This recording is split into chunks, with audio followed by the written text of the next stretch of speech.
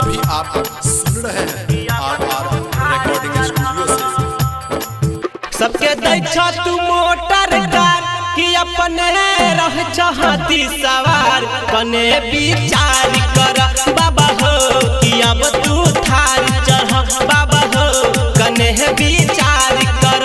सबके दैछा तू मोटर कार कि अपने रह चाहती सवार कने विचार कर बाबा हो कि अब तू थार चढ़ बाबा हो कने विचार कर बाबा हो कि अब तू थार चढ़ बाबा हो कि अब तू थार चढ़ कि अब तू थार चढ़।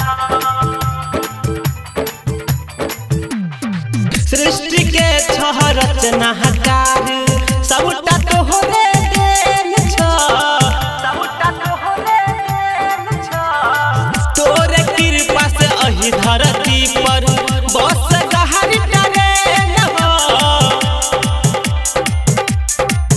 कहै छिया तोरा बार बार कि बिनती सुन ला एक बार कने विचार कर बाबा हो कि अब तू थार चढ़ बाबा हो कने विचार कर बाबा हो कि अब तू थार चढ़ बाबा हो कि अब तू थार चढ़।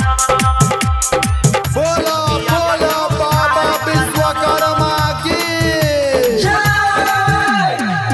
उरे छजा हाज जे बाबा तोरे सब दलहा छ तोरे सब दलहा छ। राइटा राजा अंकित कहै छ सब तोहरे सिखलहा सब तोहरे सिखलहा।